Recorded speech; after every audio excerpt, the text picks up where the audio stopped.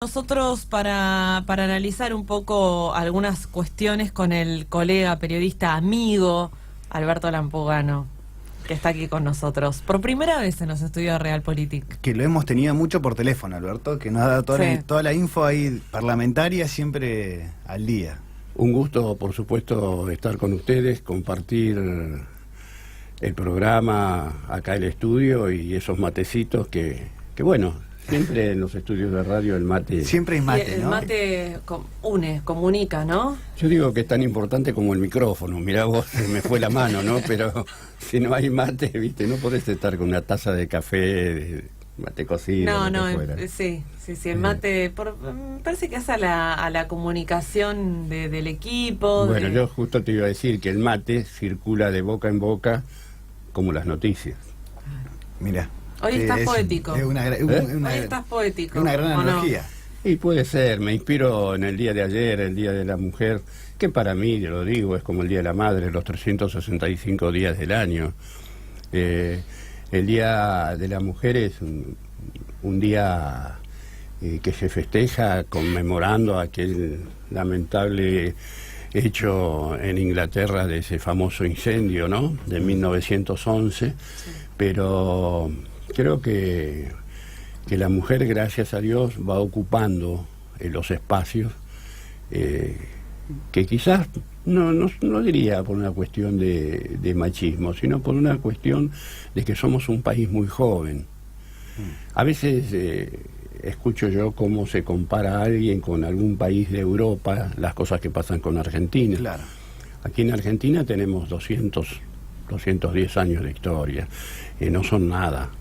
No hemos tenido un presidente netamente criollo argentino. Siempre fue el hijo del turco, el hijo del gallego o el hijo de HDP.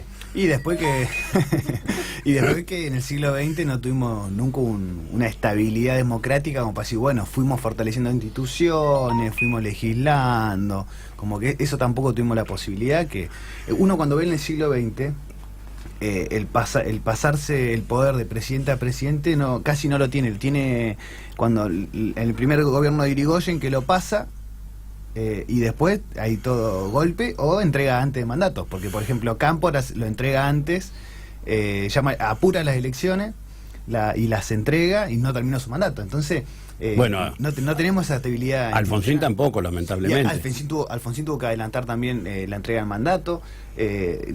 Tenemos lo de la Rúa, lo de la Rúa, que fue una situación también para Sí. el país traumática. Y si nosotros pensamos después de Néstor a Cristina, pero de Cristina a Macri también tuvimos ahí un roce para la entrega que pasó Pinedo. Bueno, en el por eso medio. es la gran diferencia de lo que vos empezaste hablando del siglo XX. Hoy ya estamos en el XXI y en el XXI ya no hubo ese traspasamiento del mando tan simbólico como es el bastón, ¿no? Claro. Y fíjate vos que Cristina no quiso ir. Tampoco quiso ir ahora para la apertura del 136º, o sea, 136 periodo de sesiones ordinarias, tampoco fue. Claro. Pero bueno, creo que un poco será su movida política, su intención de aparecer poco. Sí. ¿Cómo fue el tema? Vos estuviste ahí. ¿Cómo se vivió el tema porque me parece que esta ausencia de Cristina también bajó hacia la militancia, yo lo interpreté así, una bajada de línea para los militantes, no acercamiento de tanto sea militante, no militante, hubo una plaza vacía. ¿Cómo se vivió en el Congreso esta situación atípica, más allá de toda la coyuntura habida y por haber? Digo, es la plaza son representantes del pueblo, es una plaza donde es como no sé si Plaza de Mayo, pero es donde la gente comúnmente se acercaba. Esta vez no hubo nadie. ¿Cómo se vivió? Y se vivió de una manera muy singular porque antes era la Plaza de Mayo, que estaba destruida, hoy por suerte se está recomponiendo, se está arreglando. Creo que todo turista si no pasaba por Plaza de Mayo, era como no sacarse una foto. Como no pasar al obelisco. Claro, o la Torre de los Ingleses en Retiro. Claro. Pero yo creo que un poco la plaza de los dos congresos reemplaza por el hecho institucional que allí enfrente, valga la redundancia, en el Congreso está asentado uno de los tres poderes, el poder legislativo, que ojalá esto vuelva a ser como en el siglo anterior, en el siglo XX, donde los tres poderes eran totalmente independientes. Yo veo todavía una conexión, no voy a decir relación, conexión entre los tres poderes.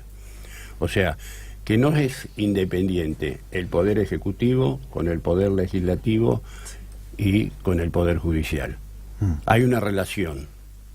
Yo veo hoy, por ejemplo, con las famosas escuchas, que todos los días salen nuevas escuchas a luz, sobre todo de la expresidenta Cristina Fernández de Kirchner, con su asesor Parrilli, donde se queda plasmada cómo cambió la política. La política en sí estaba definida en el siglo XX como el arte de lo imposible.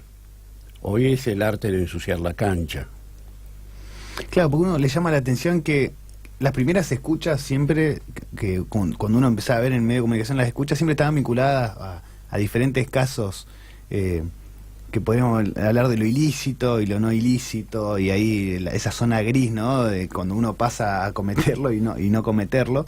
Pero hoy claramente las escuchas son para enfrentar al propio peronismo, para ubicar en un espacio, por ejemplo, a Cristina contra Margarita Stolbizer, contra Massa, contra lo que fue su oposición en su momento, y que ya no tiene peso judicial, porque sus escuchas no tienen peso judicial. Cuando agarra y dice, cuando insulta a alguien, o insulta a otro, o por ejemplo ahora que salió antes de ayer la de... me pone nerviosa me calienta que seas tan... voluble. Testículo grande, ¿no? Tan testículo grande. Esa escucha en sí mismo no tiene nada judicial. No se puede judicializar ese audio, pero ese audio la deja mal parada. Entonces, pero la sigue instalando en la sociedad, se sigue hablando de la expresión. Bueno, pero eso es lo que, cuando se habla de la muerte del kirchnerismo, y uno ve que las noticias son kirchnerismo, kirchnerismo lo anterior, el kirchnerismo lo que está haciendo ahora, o bueno, lo que hablábamos recién fuera de micrófono, que Cristina presenta su primer proyecto, que es para que no puedan tener offshore, o ningún funcionario pueda tener offshore, o lo que fue Panama Paper, y después hay empresas tampoco. Y empresas tampoco. Y se sigue hablando de ella, ¿no? Porque otros senadores, incluso si yo me pongo a enumerar senadores, conocemos muy pocos. Yo creo, sin lugar a... que es como... Y ella es... Claro, bueno, eso es donde vemos para ensuciar la cancha dentro del peronismo. Yo, claro, por eso mismo, yo creo, sin lugar a dudas, y me hago cargo de lo que voy a decir, que esto es lo que le conviene y quizás esté orquestado por Balcarce 50. Macri seguro que no está deseando que, si hay independencia con el Poder Judicial, que Cristina no quede privada de la libertad, porque le conviene tenerla en rueda. Para eso divide el peronismo. Hoy el peronismo es con o sin Cristina. Creo que igual meter presa a una expresidenta sería... No, pero si hay motivos... pero claro. Yo creo que a nivel internacional sería... Y bueno, pero hay que hacerse cargo. Mirá, obvio. Menem tiene sentencias confirmadas. Y sin embargo, yo creí que no iba a asumir. Primero creí que no se iba a presentar. Se presentó a elecciones, ganó. Y creí que no iba a asumir. Sí, asumió el día que juraron todos los senadores, pero después... brilla por la ausencia. Claro, incluso ese mismo día que asumieron, después se fue él, y los otros senadores, algunos votaban a favor, otros no votaron directamente, así se abstuvieron, y que nosotros hacíamos el chiste que decíamos, hasta el propio Carlos Saúl Menem tuvo más empatía por las clases trabajadoras que el resto de los senadores, decíamos en chiste, ¿no? Claro. En lo que, un patriota, ¿no? Fue y directamente ni siquiera estuvo, se fue, ¿viste? Pasó con los dos expresidentes, pasó eso. Fueron a asumir a las 11 de la mañana y se pasó a cuarto intermedio hasta las 3 de la tarde, y a las 3 de la tarde no estuvieron ninguno de los dos. Pero la política hoy lamentablemente creo que está poniendo, o los políticos, mejor dicho, porque la política no hace las cosas, lo hacen los políticos, están poniendo los intereses personales de por medio y anteponiéndolos, no poniéndolos, anteponiéndolos sí. Los intereses personales. Yo no veo muy pocos diputados o senadores patrióticos, los hay, pero yo vengo de iniciarme en el Congreso en la época de Leopoldo Bravo, por ejemplo, un tipo que se enfermó y luego falleció, y económicamente era solventado por los amigos o por la gente del partido. Tenía un coche bastante atrasado en años. ¿Qué coche tenía, Alberto? Y un día no le arrancó un Ford, el grandote era el Farland, otro más chico. No le arrancó y quedó ahí estacionado sobre Avenida Rivadavia, porque él lo estacionaba en la calle, no había Congreso, nada. Refugio de palomas era el auto. Pero bueno, esa es la gente. Hemos tenido, precisamente en el siglo XX, muy buenos presidentes, muy buenos legisladores. Yo, a pesar de que no entendía muchas cosas en ese momento, recuerdo que Humberto Ilia fue uno de los presidentes, inclusive del radicalismo, que mejor imagen dejaron, que se fueron más pobres de lo que entraron. Que incluso hoy es uno que se hace una línea, ¿no?, del tiempo, y se dice Irigoyen, Ilia, Alfonsín, como los tres bastiones que dicen las mejores presidencias que dejó el radicalismo, y ahí lo ponen a Ilia. Creo que es incluso uno de los símbolos en estos tiempos que estamos viviendo, donde la corrupción en nuestro país, y también hay que pensar en el mundo, la corrupción no es un fenómeno argentino, es un fenómeno que se está dando en todo el mundo, pero decir Ilia no fue esto, y se lo revalorizó ahí, porque yo creo que, no sé si Ilia en los 90 era revalorizado por el radicalismo. Claro, reconozcamos creo que apareció ahora esa revalorización de Ilia a través del contexto en el que estamos de corrupción. Tal cual. Claro, pero por eso mismo, vos fijate, pero rescatar, decir, miren que nosotros lo tuvimos, ¿eh? Son tiempos distintos.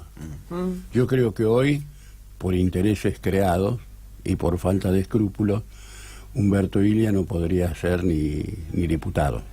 No llegaría. Porque lo lleva la corriente. Como no llegaría, río, no llegaría, seguiría siendo médico. Claro. El mismo sistema no le permitiría la entrada. Claro. Alberto, el tema de la capital federal el otro día, el primer discurso que se escuchó el 1 de marzo fue el de Rodríguez Larreta. ¿Cómo está el porteño con esta gestión Cambiemos? Porque vos vivís allá, contémosle a la gente, y tenés una percepción de lo que se está viviendo. Convengamos de que hizo parada ahí el PRO y un poco se cultivó ahí. ¿Cómo hoy el porteño ve la gestión Cambiemos y la gestión de Rodríguez Larreta?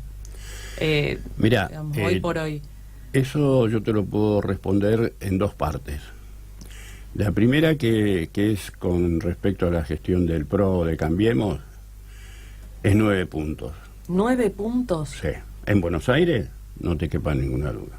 Por algo, en la ciudad autónoma de Buenos Aires triunfó una sola vez el peronismo. Fue cuando iba de candidato, mejor dicho, Herman González, y que ganó gracias al gran trabajo que hizo Matilde Menéndez en el PAMI, donde votaron todos los jubilados como si fuese obligación después de los 70 años. Luego el peronismo no supo más nada con respecto a la provincia de Buenos Aires, perdón, a Capital Federal. Bueno, estuvo Ibarra. ¿Cómo? Ibarra estuvo también. Sí. Ibarra. Pero que ese fue con juicio político. Claro, pero fue anteriormente. Y por eso yo te decía que la respuesta es en dos partes. La otra parte es, hoy el presidente de la Nación, Mauricio Macri, no es político, es empresario. Y pese a su antecedente, magnificado o no por los medios, fue al Club Boca Juniors y hizo una gestión impecable. Entonces, cuando hoy se le pide a Macri cuestiones políticas, es lo mismo que me pidan a mí que hable de astronomía. Yo creo que igual el empresario tiene o sea, cuando hoy decíamos que lo personal es político, el empresario es políticamente empresario, ¿no? Y ser políticamente empresario es libre mercado, En América Latina yo lo analizo como valores conservadores. La derecha latinoamericana no es una derecha progresista, porque No, podemos para nada. pensar derechas progresistas, derechas pro aborto podemos pensarlas, por ejemplo, pero en América Latina no, porque son, a nivel valores, son más conservadores. Y creo que eso lo hace político Mauricio Macri. Pasa que nosotros cuando pedimos un político, pedimos un caudillo.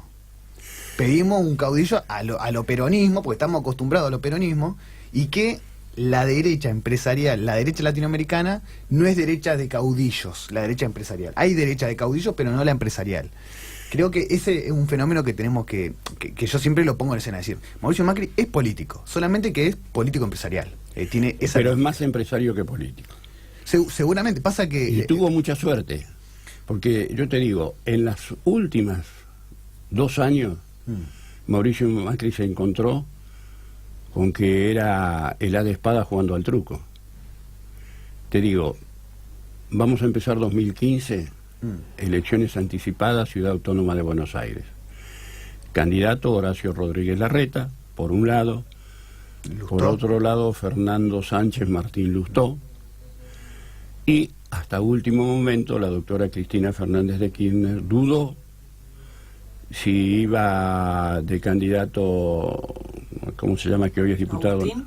¿Quién? ¿Rossi? No, Rossi no. No. Filmus, Filmus. el capitán de la derrota. Claro. no los confundo. Bueno, pero vos fíjate cómo empiezan a desencadenarse estos 3 hechos muy importantes para la historia argentina. ¿Sabés quién era? Recalde, de Aerolíneas. Exacto. Recalde con Filmo era la interna. Confirmo, exactamente. Entonces ya decide que no se presente el Frente para la Victoria en la Ciudad Autónoma de Buenos Aires.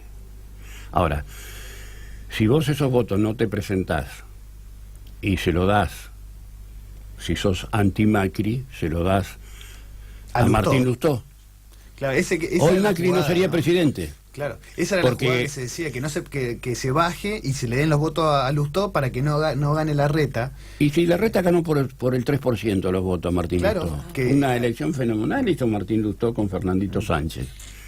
Después viene el hecho siguiente, que fue Aníbal Fernández en la provincia de Buenos Aires. Sí. Y terminamos con estas pasos, que si ella hubiera ido con los votos de Randazzo, sumalos de ella más los de Randazzo, hoy el kirchnerismo estaría otra vez en el tandem político. No digo que ya no esté más, pero sería otro cantar. Hoy en el Congreso, suponer en la Cámara de Diputados, Unidad Ciudadana se llama, ¿no? Sí, Son 8 integrantes nada más. Ha perdido, y ha perdido mucho. Ahora, ¿cómo se recupera?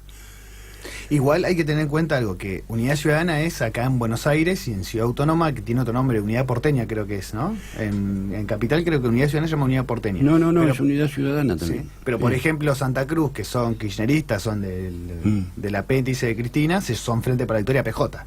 Claro, pero acá llegaste vos, pusiste el dedo en el ventilador.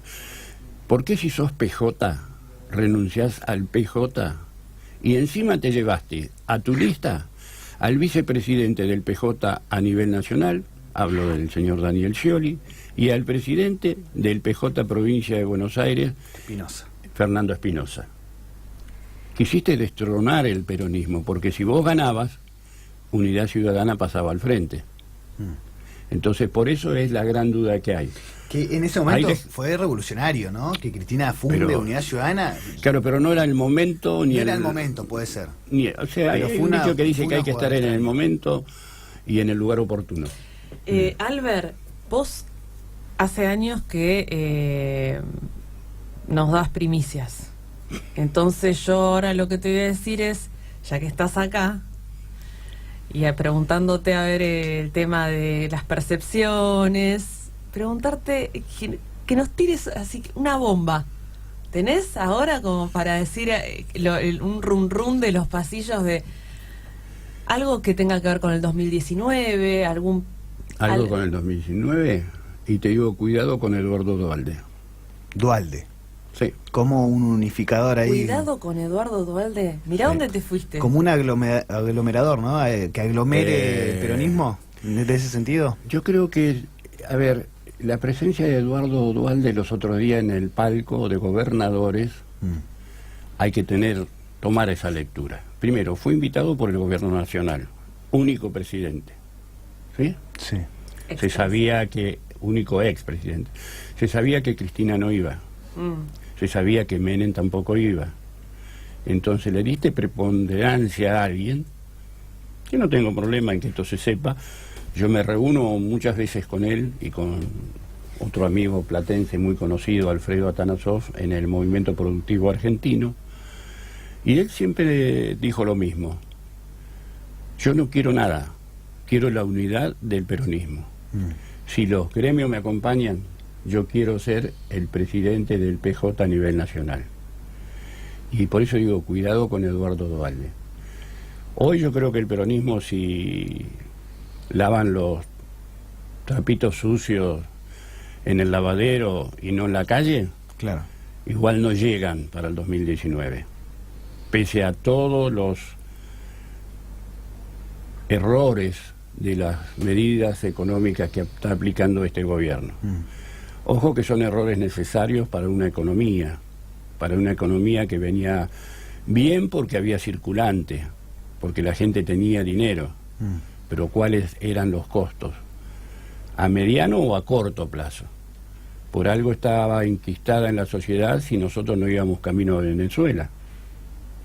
Entonces, si Eduardo Duhalde llega a ser el presidente del PJ, del partido, ¿sí?, es la única manera que se pueden unir, porque los conoce a todos. Tiene radiografías de pulmón, tórax, la que vos le pidas de todos los candidatos, especialmente de los gremios. Y la ciudad de La Plata fue una de las más sacudidas, con 2 casos que realmente son terribles. El caso de Balcedo, un gremio chico, con tanta plata secuestrada nada más las propiedades. El caso anterior del Pata Medina. Pero yo creo que el peronismo tiene que tener a alguien mostrable y que sea potable. Creo que cuando uno hace este análisis, al menos a mí desde la politología me gusta siempre sumarle, ¿no?, diferentes variables. Por ejemplo, yo creo que el avance sobre Medina, Balcedo, se enmarcó en la profundización de gremialistas que estuvieron muchísimo tiempo, que se volvieron fijos en sus cargos y no han tenido posibilidad de salir, y eso les profundizó la caja, y los tipos ahí metían la mano, y que la justicia va avanzando y los va a juzgar cuando tenga que juzgar, y el debido proceso se debe respetar. Y en eso, sea el que sea, de corrupción, tiene que tener un debido proceso. Sumado a eso, vemos que dentro del peronismo se fragmentó, porque si nosotros vemos a Massa sale de ahí, viene de UCD, se mete en el peronismo, sale y se llevó un gran caudal de votos. Después el rol de los medios de comunicación, y después vemos cómo el kirchnerismo se fue endureciendo, generando cada vez más chico su núcleo, ¿no? Que por ejemplo nosotros cuando hablamos de unidad ciudadana, una unidad ciudadana que es así, ¿no?, dentro de un peronismo que es la mitad del país, como mínimo, ¿no?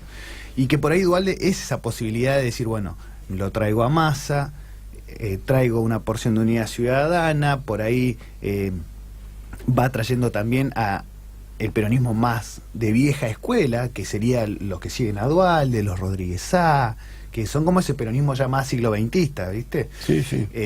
Creo que podría, cuando vos hablabas de Duhalde, yo pensaba, puede ser una gran amalgama. Un aglutinador. ¿No? Una gran amalgama.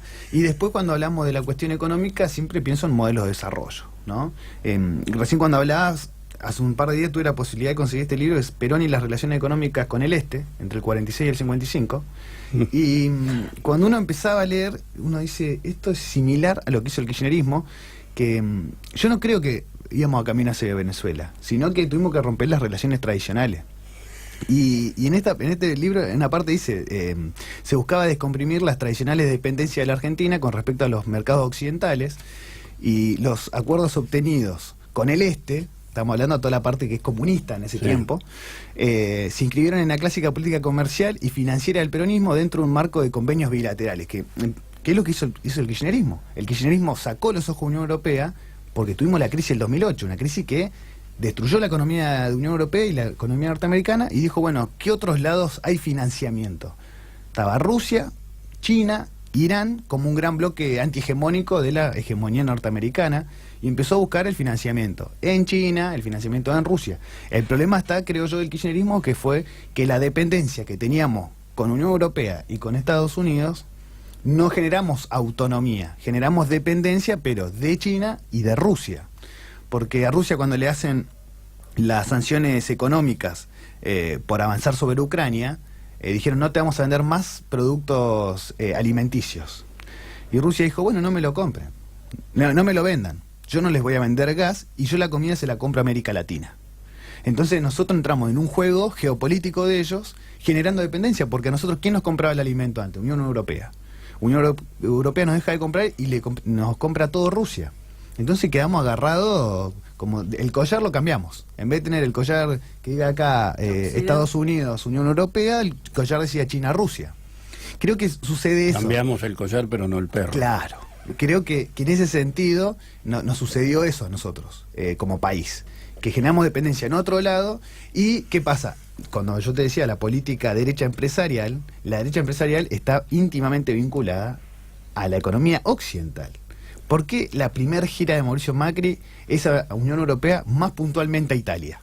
Porque ese era nuestro lugar natural, entre comillas, sí, de comercio, que fines del siglo XIX y se quiso arrastrar en el siglo XX, era Gran Bretaña.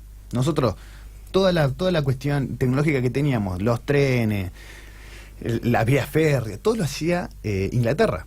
Y cuando Inglaterra empieza a decaer y empieza a subir Estados Unidos, nosotros no lo supimos ver a eso. Que el que lo vio fue Pinedo, el abuelo del Pinedo que tenemos ahora, sí, con el plan Pinedo, que la propia legislatura le dijo al plan Pinedo no. Y Pinedo decía, pero el futuro es Estados Unidos, no es más Gran Bretaña. Y nosotros insistíamos con Gran Bretaña. Bueno, eso es lo que nos pasa cuando tenemos gobiernos que insisten, y más allá de los muchos aciertos que tuvo tanto Néstor como Cristina, creo que el gran error fue querer constituir un gobierno netamente popular, como cuando en la época de Perón, en la década del 40.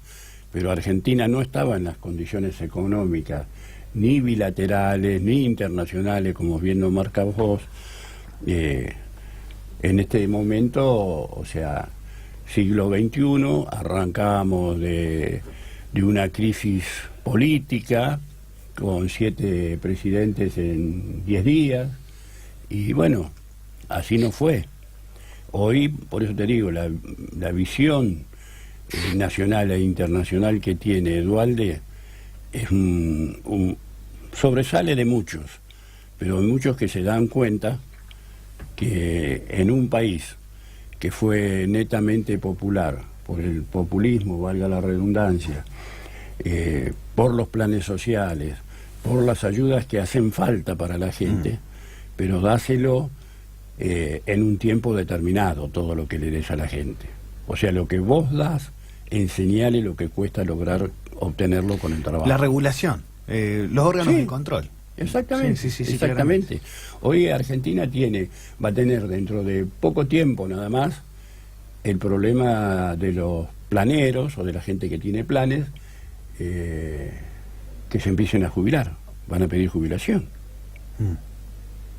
Entonces tenés un problema de financiamiento donde ya desde la ex Angela Merkel, hoy es Legarde, la jefa de las finanzas, que va a estar acá en el país, y es como que primero te vienen a tomar examen, ¿sí? Ahora, ¿cómo podemos haber caído en una trampa del personalismo, donde éramos, y bien denominados, el granero del mundo, que era lo que vos marcabas recién, y hoy no nos podemos autoabastecer? ¿Cómo se entiende eso?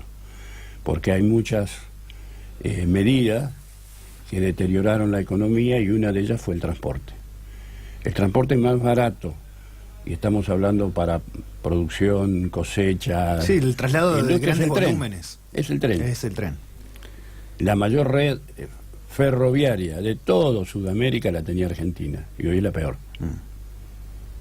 Vos tenés por algo Sí, los tenés. fletes en camiones, que son los más costosos. Y que cuando el kirchnerismo quiso reactivar los trenes, fue la pelea con Moyano. Bueno, Que, pero hubo también... Es complicado eso de cómo volver al tren teniendo un sindicato tan poderoso como es el de camioneros, que son ahí está. miles de camioneros, miles y miles de trabajadores del camión, Yo digo millones. millones, ¿no? Sí, sí, sí. Y si uno se pone a analizar, supongo, entre mecánicos, gomeros, Sí, todo la lo limpieza que de los depende. camiones, Sí, sí. todo lo que es la industria del camión, podemos llegar a hablar de algún par de millones, unos 2 millones, 3 millones de argentinos que trabajan alrededor de los camiones, la carga y descarga, y todo eso seguramente se llega, seguramente. Sí, sí, hoy creo que sin duda es el gremio más fuerte. Y creo que lo demostró el 21F. El 21F cuando convocó era muchísima gente. Y habían diferentes sectores. Bueno, yo lo estuve cubriendo. Pero no tuvieron el apoyo que... O sea, no lograron el objetivo que querían de reventar, así entre comillas, la ciudad de Buenos Aires con la gente. ¿Pero por qué? Porque no se le adhirieron varios gremios pesados, como transportes. O sea, al La circular los micros, la UTA, le quitó gente. Y hoy, bueno, hace poquito, Sí. hace días nada más, ya Pablo Moyano dijo que Camioneros se abre de la CGT. Entonces, intríngulis, ¿qué pasará? Porque estaban buscando la unidad. Estaban buscando hacer como una confederación Claro. de diferentes sindicatos, de clasistas, sectoriales. Estaban buscando de repente juntar todo. Y que Micheli fue uno de los impulsores que decía, tenemos que juntarnos todos. Y que ahí, ¿te acuerdas que utilizó esto de si nos da alegría nos hace bien al alma? Nos tenemos que ir juntando, decía como... Si da alegría, sigámoslo repitiendo, Sí, una sí. cosa así. Claro, pero la Estamos- base del gremialismo, quien más, quien menos, siempre dice que es el peronismo. Y es cierto, pero los gremios de hoy no son los mismos que eran los gremios de la década del 40. No, obvio que no. Hoy yo resalto acá en La Plata, por ejemplo, empleados de comercio, donde ya Carlitos Restivo, el secretario general, no quiere saber más nada y se va a su casa con un patrimonio común, como cualquier persona que es secretario de un gremio, y ya está, pero a punto ahí, de empezar a hacer ya ha empezado, mejor dicho, a hacer sus armas pesadas dentro del sindicalismo, una mujer. Que eso es interesante, que no lo Sí. tenemos. No tenemos todavía... Hoy es la subsecretaria general del gremio. Todavía no tenemos, viste, en los gremios decir, como estamos ya, no una mujer. Así. Que, Claro, pero es se que son desviva. pocos, son pocos los gremios que tienen esa visión, porque nos estamos yendo de la conversación, pero hace años yo aprendí, visitando la provincia de San Luis, cómo Adolfo Rodríguez Sá había puesto de 9 ministros, 7 eran mujeres, Claro. porque son más efectivas.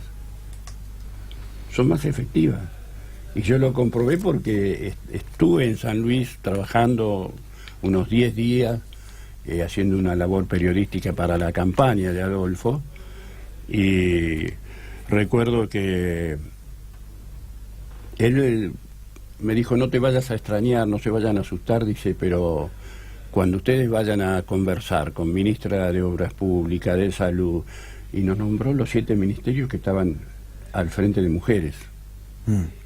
Y no me acordaba el nombre de esta chica y no quería ser injusto, Romina Santana.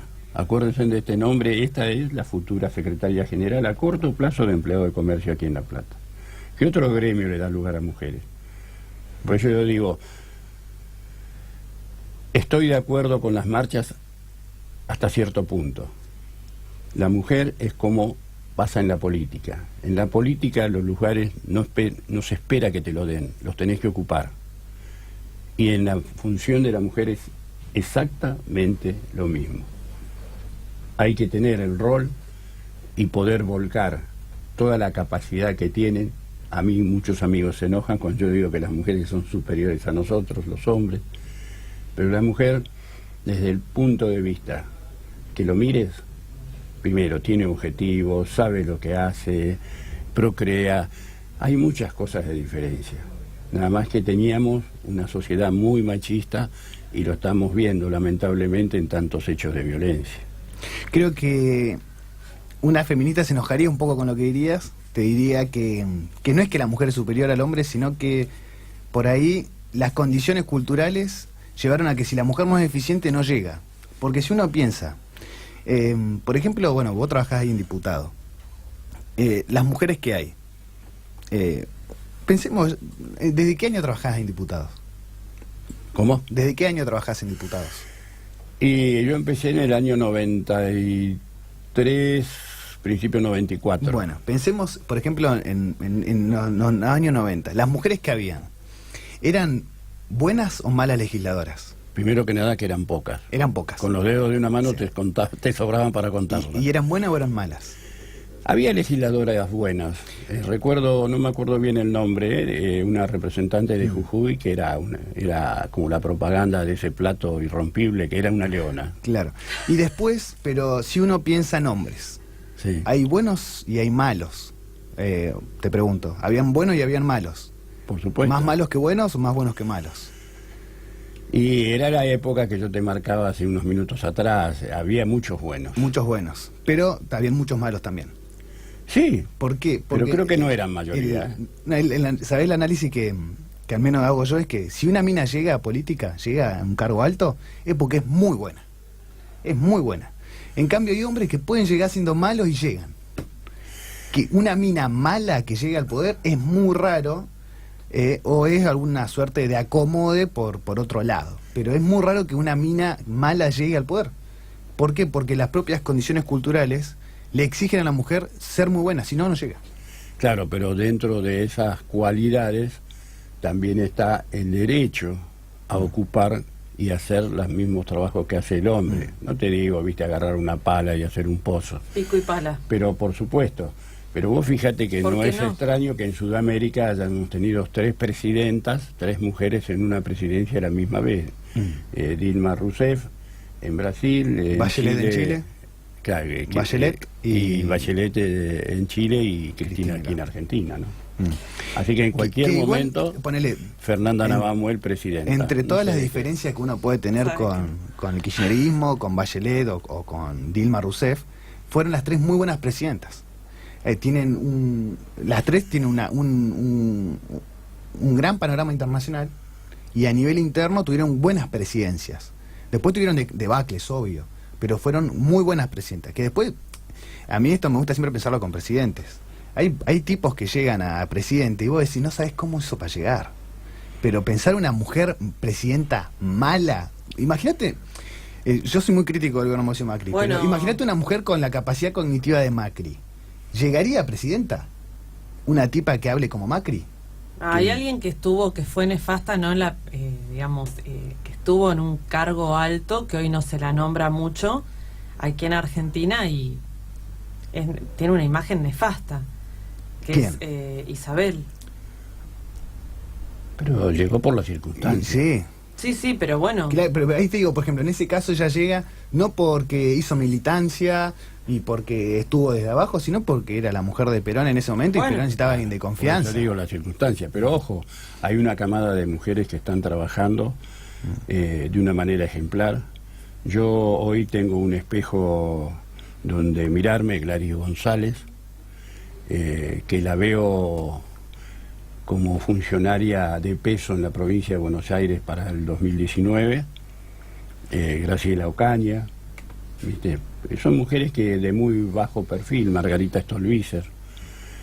No es que no la quiera, no la acepte, pero son muy distintas a Elisa Carrió, porque trabajan en silencio. No de balde a Graciela Ocaña el apodo es la hormiguita, porque ella va construyendo. Gladys González lo mismo. Margarita. Y fíjate que Margarita también. Y el detalle de Graciela Ocaña para resaltar es que fue la mujer más votada del PRO de Cambiemos en la provincia de Buenos Aires. La gente cortó boleta para votarla a ella sola.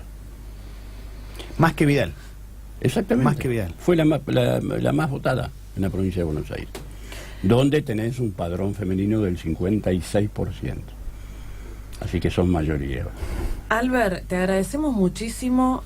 Nos ha quedado la parte que tenés, digamos, nos puedes hablar de otra faceta tuya, dedicada más a la parte del espectáculo, que yo lo dejaría para o vía telefónica o que estés en otro programa aquí, porque realmente da para charlar bastante y ya se nos ha ido. ¿Te parece? Sí, pero lo sintetizamos en una frase. Sí. AIPE, Asociación Internacional de Periodistas del Espectáculo, entrega por primera vez los premios AIPE en la República Argentina, donde va a ser en Salta el 23 de abril, con televisación directa de la TV pública, más un canal que se llama América de Estados Unidos, que lo va a reproducir no solo en todos Estados Unidos, sino en gran parte de Europa. Y los invito ya a la conferencia de prensa que se va a hacer el lunes 26 de marzo en la Ciudad Autónoma de Buenos Aires. Y si vos me preguntás dónde, en el mítico, en el tradicional y clásico restaurante de Buenos Aires, El Corralón. Ya pasé el chivo, ¿viste? Así que los voy a invitar, les voy a avisar el horario. Bueno. Vamos a hacer una conferencia de prensa donde van a estar muchos artistas de los premiados. Y vas a convocar ahí a los que van a recibir el premio, ¿no? Por eso te decía, muchos artistas de los que... Nómbrame 3, así como para... Luisito Landricina, Fátima Flores, Martín Bossi. ¿Qué era? Ya me agarró el cholulaje así. Fernanda le encanta el espectáculo, le encanta. Ella siempre intenta mechar. Me gustaría estar, así que vamos. Ya te está mangueando. No, si ya nos invitó. No, yo ya los invité. No podemos... Pero vos querés tipo credencial a cubrir, sí, o sí, querés ir no. a estar ahí. Y las dos cosas. A ocupar un espacio y sacarte fotos. Las dos cosas. No, me gustaría conocer, pues además El Corralón siempre le decimos a Alberto que vamos, no vamos. Es muy típico, yo soy platense, quiero mucho la ciudad, nací aquí, por supuesto, pero es muy típico del platense. El platense es como que le cuesta. Le cuesta agarrar autopista. Son 56 kilómetros nada más. Pero cuesta, no sé por qué. Y todo el mundo piensa en la vuelta. La vuelta es letal la vuelta. ¿Por qué? Es larga. A mí siempre ir no tengo ningún problema, pero volver es como... Bueno, la vuelta. Yo pensé que del Corralón, el otro día hablando con Alberto, ya te habías vuelto. Pero si realmente se vuelven tarde, en ese horario no hay micros, por ejemplo. Entonces yo también pienso en la vuelta del Corralón, por ejemplo. ¿Qué hago ahí? ¿No? O sea... Y un taxi es una fortuna. No, un taxi... Es fortuna. Bueno, yo te diría que te busques un novio porteño, entonces. Novio porteño, puede ser.